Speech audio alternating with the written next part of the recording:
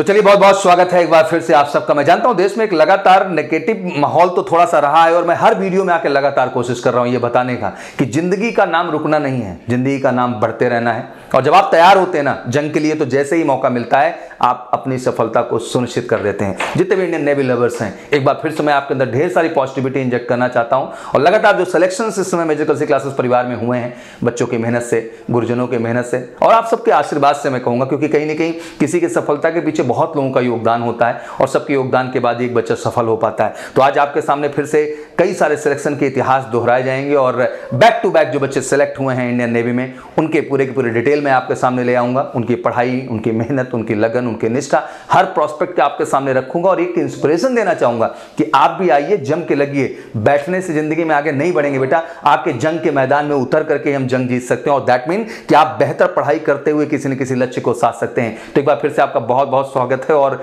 सारे बच्चों को कांग्रेचुलेशन। आई थिंक ये इंटरव्यूज केवल इंटरव्यूज नहीं होंगे, एक इंस्पिरेशन होगी हर नेवी एस्पिरेंट के लिए।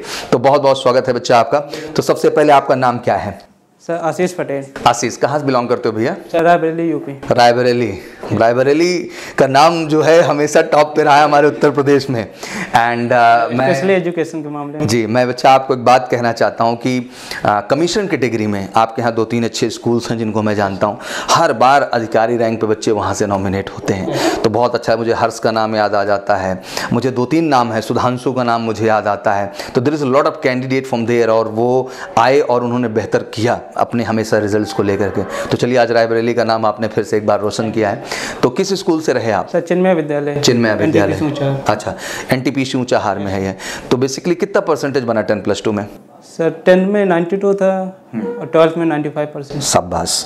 तो 95% जब जुलाई में आया तो आपको खुशी मिल गई थी? Yes sir. इसको मिलने के बाद ये लगा था कि अब किसी भी लक्ष्य को मैं भेज सकता हूँ, कोई दिक्कत की बात नहीं है। अच्छा बच्चा, ये प्रश्न बनता है बड़ा कि 95% आने के बाद जहन में आता है कि मुझे इंजीनियरिंग जाना चाहिए, जैसा कि एक समाज में माइंडसेट है। तो कैसे आप में पॉजिटिविटी आई कि मुझे फौज की ओर बढ़ना चाहिए? सर इंजीनियरिंग जहाँ तक है अच्छा नहीं लगता था कि जी सर डिफेंस बचपन से ही था। बचपन से सब। तो कोई फैमिली बैकग्राउंड रहा? कोई फैमिली बैकग्राउंड तो नहीं है जी। और पड़ोस में एक लोग हैं, वो फौज में है? सब में। अच्छा, सेंट्रल इंडस्ट्रियल सिक्योरिटी फोर्स में है, पैरामिलिट्री फोर्सेस का हिस्सा है। तो उनसे एक प्रेरणा मिलती थी कि काश मुझे भी मौका मिले। कौन कौन है फैमिली में आपके? सर मम्मी है, पापा हैं, दीदी हैं। दीदी क्या करती हैं आपके? सर NM की तैयारी। अच्छा, NM की तैयारी। और पिताजी क्या करते हैं बेटा? फार्मिंग। किसान हैं? यस। क्या बात है। आई थिंक बहुत मेहनत से उन्होंने आपको पढ़ाया होगा। और आई थिंक जो परसेंटेज है ये प्रूव करता है कि आप कितना मेहनत किए होंगे 10 से लेकर 12th स्टैंडर्ड तक, तब जाके ये स्कोर आप कर पाए। तो बेसिकली अब आपकी जर्नी शुरू हो चुकी है और पहले ही अटेम्प्ट में आई थिंक आप मेजर कल्सी क्लासेस में अक्टूबर मंथ में आए। 3 महीने की जर्नी आपने पूरा की और 3 महीने में ही जो है नेवी को जो है क्रैक करके दिखा दिया है। बहरहाल आपको सभी क्रैक करना। तो क्या NDA का भी फॉर्म भरा था क्या? सर पहला भरा था जी, अप्रैल में जो हुआ एग्जाम जी, उस क्वालिफाई नहीं हुआ। दूसरा नहीं वो भरे, दूसरा फॉर्म भरा ही नहीं। नहीं, अभी तीसरा फॉर्म आया, इसको जरूर भरे, ये छोड़ना नहीं है। हाँ, लेकिन दुख का भी सही है कि तब तक तुम एकेडमी में चले जाओगे। कहाँ चले जाओगे? एकेडमी में। चलो थोड़ा बहुत एक्सपीरियंस शेयर करते हैं। आई थिंक जब उस समय इंडियन नेवी का फॉर्म आया तो बड़ी निराशा थी बच्चों में, बट इस बार हम लोग बड़ी पॉजिटिव एक्सपेक्टेशन रख रहे हैं। 4 जनवरी से इंडियन कोस्ट गार्ड शुरू करने जा रहा है ऑनलाइन अपना। तो we are hoping for the navy also कि इस बार नेवी भी अपने प्रोसेस को ऑनलाइन करेगी, जो एक पॉजिटिव नोट है। और भगवान करें जो है ये चीज़ हो जिससे ज़्यादा से ज़्यादा बच्चों को अवसर मिले इस चीज़ के लिए। तो फॉर्म उस समय फटाफट आपने अप्लाई किया, बड़ा कम टाइम मिला, 3 से 4 दिन के अंदर ही फॉर्म भरना पड़ा। बात यह है कि मेरा फॉर्म भर ही नहीं जा रहा था। अच्छा, मतलब सबमिट ही नहीं हो रहा था? लास्ट डे भर गया था। अच्छा, लास्ट डे हो गया। अच्छा, किस्मत को भी कुछ मंजूर होता है ज़िंदगी में। हाँ, कभी कभी बच्चे मुझसे एक प्रश्न भी करते हैं बेटा यहाँ पे कि सर क्या किस्मत का भी रोल है? मैं हमेशा कहता हूँ कि बिल्कुल सच है कि आपकी पढ़ाई सबसे अहम है, उसका तो कोई तोड़ नहीं इस दुनिया में। बट कहीं ना कहीं बड़ों का आशीर्वाद, दुआएं, उनका भी कोई अल्टरनेटिव इस दुनिया में नहीं है। तो जहाँ मौका मिले अच्छे कर्म करिए, क्योंकि अल्टीमेट वो कर्म ही होते हैं जो आपको जीवन में आगे बढ़ने की क्या देते हैं बच्चा? मज़ा। और आपके पिताजी इतना संघर्ष किए हैं तो वो कैसे निराश होते हैं? आपको मौका तो मिलना ही मिलना था। अच्छा, नेक्स्ट क्वेश्चन बनता है कि जब फॉर्म भर दिया तो दिमाग में ये प्रेशर आ गया था कि क्या एग्ज़ाम तो पता ही था कि जल्द से जल्द ये कंडक्ट करा लेंगे। इवन बहुत सारी कंट्रोवर्सीज चल रही थी, लेकिन इंडियन नेवी को अपना प्रोजेक्ट तो डन करना ही था 11 जनवरी से पहले तो इन्होंने कर लिया। तो तैयारी माइंड सेट आपने पूरा सेट कर लिया था? सर पहले तो ये लग रहा था कि 1.5 महीना या 2 महीने डिले करेगा, डिले करेगा, लेकिन ये 15 से 20 दिन में कर दिया। धार धार धार सारे एक्शंस हो गए हैं। क्या पता कि 6 दिसंबर से लेकर 10 दिसंबर में हो जाएगा। टाइमिंग बहुत कम मिली थी। कौन सा सेंटर आपका रहा बच्चा? देहरादून। देहरादून।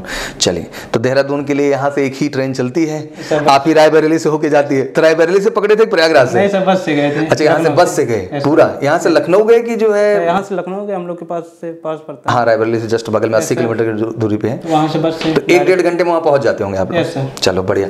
फिर वहाँ से निकले देहरादून, तो कौन सी ट्रेन वहाँ से ली थी? सर ट्रेन बस से। अच्छा, वहाँ से भी बस से निकले? ट्रेन थी नहीं सर। अच्छा, ट्रेन का ऑप्शन ही नहीं था, तो फिर बस ही पकड़े थे। कितना घंटे वहाँ से लगा लखनऊ से? Sir nearly 8 hours. 8 आवर्स लग गए थे। तो अकेले निकले थे, पिताजी भी साथ में गए थे? सर भाई थे। अच्छा, भाई गए थे, तो बहुत बढ़िया। भैया क्या करते हैं आपके? सर कुछ नहीं, फार्मिंग में इन्वॉल्व। अच्छा, वो भी एग्रीकल्चर का ही काम देखते हैं। I think agriculture is a great job यार। मुझे लगता है कि देश में 2 ही तो लोग हैं, एक हमारे किसान है और एक अब जवान है। और कमाल की बात है कि जवान किसान का कॉम्बिनेशन ही कमाल है, क्योंकि मुझे लगता है कि हर जवान एक किसान परिवार से आ रहा है और बहुत बड़ी मात्रा में आ रहा है। तो एक पॉजिटिव मैसेज तो जनरेट हो। मुझे लगता है भैया को भी कितनी खुशी हुई होगी। आज सबको बता दिया रिजल्ट की विषय? नहीं, सुबह पापा से बताया था। अच्छा, पापा से बता दिया अपडेट। चलिए, पापा खुश हैं इस समय। तैयारी कर लो, जल्दी ज्वाइनिंग है। हाँ, तो दैट्स ऑल अबाउट। अब तो INSTL का पहुंचना ही है, उसमें कोई क्वेश्चन मार्क नहीं है कहीं से कहीं तक। तो जब वहाँ पहुँचे आप देहरादून, तो कितने तारीख को पहुँचे? आपका कब एग्जाम था? 6 से 10 में? हमारा 7 को था, 6 को पहुँच गए थे। 6 को कितने बजे पहुँचे थे? सर सुबह 9 बजे। अच्छा, सुबह 9 बजे। तो वहाँ गए, होटल वगैरह लिए? चलिए, तो कहाँ रुके थे देहरादून में? सर होटल पास में ही होटल था एक। अच्छा, तो वहाँ पे आप स्टे किए। फिर अगले दिन कितने बजे निकलना पड़ा? सुबह 6:30 बजे बुलाए थे, 6 बजे। तो कितने बजे पहुँच गए थे? 5:30 बजे। कैसा सेंटर है? ठीक है वहाँ जो? ठीक है, ठीक सेंटर है। ठंडी लग रही थी। ठंडी काफी थी। हाँ, अपने यहाँ उतना नहीं जितना उधर ठंडा रहता है। एक्चुअली हम लोगों से वो कल्चर भी बहुत अलग है ना। एक्चुअली हम लोग मैदानी एरिया वाले लोग हैं और हम लोगों का खान पान, रहन सहन सब बहुत अलग है। चाहे MP हो, चाहे बिहार हो, चाहे UP हो, हाँ, इवन चाहे हम राजस्थान को ले लें, चाहे हम जो है हरियाणा को ले लें, सबका, पंजाब का एक ही तरह का हम लोगों का रहता है सिस्टम। तो वहाँ पे जो है फिर सुबह सुबह पहुँच गए। तो जैकेट वैकेट पहन के गए थे कि नहीं? क्योंकि ठंडा लग रहा होगा। चलिए, बहुत बढ़िया। तो कितने बजे आपको प्रवेश मिला गेट से वहाँ पे? 7 बजे। 7 बजे प्रवेश मिल गया। चलिए, बहुत बढ़िया। तो पहला स्टेप वहाँ क्या हुआ? तो पहले डॉक्यूमेंट वेरिफिकेशन हो रहा, फिर साइड में हम लोग को बैठा दिया गया था। कुछ समय के बाद जब नियरली 93 लोग थे हम लोग रिपोर्टिंग किया था। Yes sir. तो एग्ज़ाम हुआ हम लोगों को डायरेक्ट। एग्ज़ाम के बाद डायरेक्ट फिजिकल ग्राउंड में चले गए। अच्छा, एग्जाम आपका हुआ। तो कितना स्कोर किया आपने? सर 55। 3 नंबर से रह गए आर्टिफिशियल अप्रेंटिस। तो आर्टिफिशियल अप्रेंटिस लक्ष्य था कि नहीं भी SSR लक्ष्य था? ए था, बट कोई नहीं, SSR भी मिला। कितना UP का कट ऑफ गया बच्चा? 42। तो मतलब आप लोग श्योर शॉर्ट केस में है, कोई कंफ्यूजन कहीं से कहीं तक नहीं है ओवरऑल। चलिए, अब अगला पक्ष है मेडिकल वाला, क्योंकि वो मेन स्टेज है। तो आप लोग बिल्कुल चिंता ना करें। पूरे देश के जितने भी नेवी एस्पिरेंट हैं, मैं इस बच्चे के माध्यम से कहना चाहता हूँ कि बिल्कुल देश का इकलौता मेडिकल सेंटर है, मेडिकल सी हेल्थ केयर सेंटर। बेटा, जैसे रिटन की प्रिपरेशन होती है, फिजिकल की प्रिपरेशन होती है, उससे मेडिकल की भी प्रिपरेशन है। दैट मीन आपको नहीं चाहिए री मेडिकल, तो आइए प्री मेडिकल पे, मेडिकल से हेल्थ केयर सेंटर, क्योंकि सर के बाल से लेकर पैर के नाखून तक टेस्ट होना है।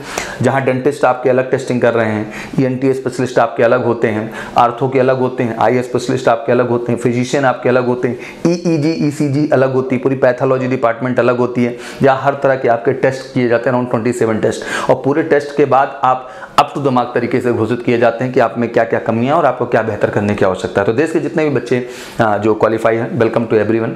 अभी इंडियन कोस्ट गार्ड का भी आने वाला है, तो बस तुम्हारे बाद झपाक से वो लोग भी पहुंच जाएंगे ज्वाइनिंग के लिए। तो सबका स्वागत है, क्योंकि आइए, और मेडिकल में भी किसी तरह का संशय नहीं होना चाहिए। 100% हम आपको ट्रेन करेंगे और मेडिकल में भी आपको फाइनली फिट करा देंगे। रिटर्न जब आपने दिया 100 क्वेश्चन थे, 1 घंटे का समय था, और पेपर इस बार ऑफलाइन था आपका। तो कितना क्वेश्चन अटेम्प्ट करना आपको लग रहा था कि क्या 55 ही कर पाए या ज़्यादा किए, क्या था ओवरऑल? सर ये था कि हमको 60 तो करना ही है। ये टारगेट आपने बनाया है कि 60 मेरा लक्ष्य है। हाँ, अच्छा, ये मैं बता भी दिया था कि इस बार 1-2 नंबर का टॉप बढ़ेगा, तो 60 अपना लक्ष्य बना के, ठीक है। उसके बाद ये था कि माइनस मार्किंग नहीं है, तो अटेम्प्ट तो पूरे करने हैं। लेकिन कहते हैं सच ही सच होता है। क्या होता है? जो आपने सचमुच सही किया था उतना ही सही हुआ, बाकी जितना तुक्का था वो तुक्के में ही गया। ये आपके माध्यम से मैं हर बच्चे को एग्जाम्पल देना चाहता हूँ बेटा, कि किसी भी एग्जाम को आप तुक्के से नहीं निकाल सकते हैं। किसी भी एग्जाम को बच्चा आप सच्चाई से ही क्वालिफाई कर सकते हैं, और ये आपको महसूस करना है। हाँ, नेगेटिव मार्किंग नहीं थी तो आपने कर दिया, बट अल्टीमेट जो आपने सही किया, आपको सफलता उसके दम पे मिली, और हर कैंडिडेट को इस बात का ख्याल रखना चाहिए। चलिए, बहुत बढ़िया। फिर आपने रिटर्न डन के लिए, रिटर्न देने के बाद कॉन्फिडेंट हो गए थे कि कितने क्वेश्चन मार दिए थे अपने दिमाग में, कितना जहन में एग्जैक्ट कितना मारे थे? 45 तो लग रहा था कि क्लियर, उसमें कोई डाउट नहीं था। फिर आगे जो है 10 तो वही था कि जितना आ जाए सब बोनस है। अच्छा, टाइम प्रेशर तो काफी होता है, 60 मिनट होते हैं सर। 60 मिनट एक्चुअली होते हैं, लेकिन हम लोग को 5 मिनट वही फिल करने में वो भी टाइम निकल गया उसमें से, केवल 55 मिनट आए। हाँ, 55 मिनट मिले थे। सही कह रहे हैं। तो बड़ा मतलब 30 सेकंड से ज़्यादा नहीं है क्वेश्चन के लिए, टेक्निकली देखा जाए तो। क्वेश्चन का लेवल कैसा था सर? इजी टू मीडियम था। मैथ हम लोग के सेक्शन में हाई लेवल की थी, मैथ थोड़ा स्टैंडर्ड था। फिजिक्स का क्या रहा लेवल? फिजिक्स नॉर्मल था। अच्छा, केमिस्ट्री ज़्यादा थी हम लोग की, इस बार केमिस्ट्री ज़्यादा थी। इवन इंडियन कोस्ट गार्ड और जितने भी नेवी के बच्चे हैं, इनको ये भी ऐड करना चाहता हूँ कि थोड़ा सा इनको जो है जनरल साइंस पे भी ध्यान देने की ज़रूरत है, इसको इग्नोर नहीं कर सकते पूरे दिन। बायोलॉजी के भी क्वेश्चन थे? बायोलॉजी थे 2-3 थे। केमिस्ट्री कितने थे बच्चे? सर केमिस्ट्री नियरली 8 क्वेश्चन के आसपास आकर, मतलब हमें इस बात पे भी ध्यान देकर चलने की जरूरत है अगर फाइनली स्कोर अच्छा करना है तो। इंग्लिश कैसा हुआ?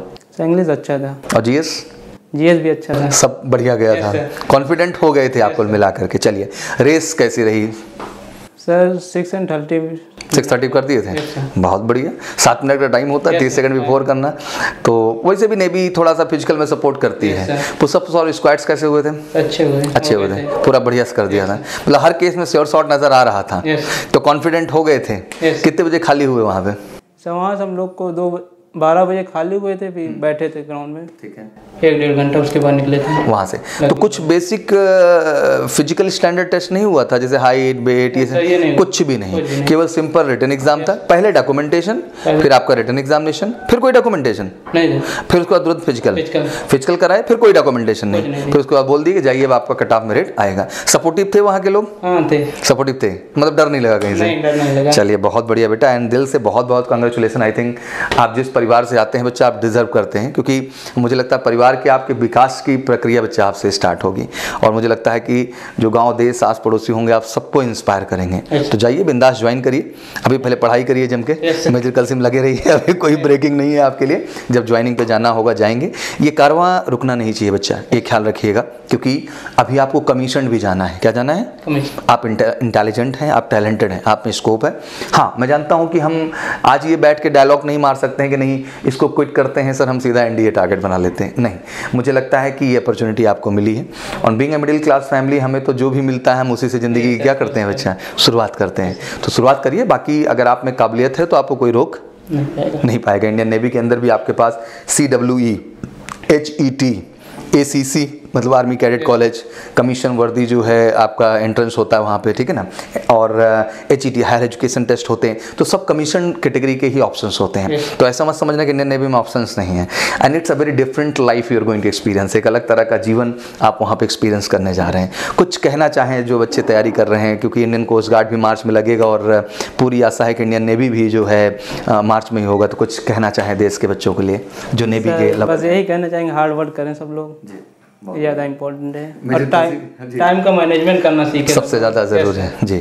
मेजर कलसी की पढ़ाई कैसे लगी आपको? अच्छी है, ठीक है। हर टीचर सपोर्ट करते हैं, मेहनत करते हैं, डाउट काउंटर की पूरी मदद मिलती है, ये बहुत ज़रूरी है, स्पेशली हमको तो बहुत मिली ये ज़रूरी है। अच्छा, मैं बच्चों के कहता भी हूँ कि कभी कभी क्या होता है ना बेटा, हम झिझक के मारे, हेजिटेशन के मारे जो है क्लास के अंदर हर समस्या नहीं पहुँच पाते हैं। अच्छा, इतना टाइम भी नहीं होता है कि तुम्हारा समस्या कोई बताता रहे। तो डाउट काउंटर ऐसी जगह है, इसलिए I think about 100 faculties we are working in this organisation. Around 100 teachers हैं जो केवल यही काम करते हैं कि कोई बच्चा कहीं से कुछ समस्या लेके आए, उसका वो क्या करते हैं, निदान करते हैं। बस ये आपके अंदर जज्बा होना चाहिए। इसलिए हमेशा बच्चों को कहता भी हूँ कि बेटा तैयारी में ये बहुत ज़रूरी है कि जो आपकी कमियां हैं उनको छिपाएं ना, बल्कि खुद को उसको एक्सेप्ट करें और टीचर से इंटरेक्ट करके जो समस्या है उसको खत्म करें।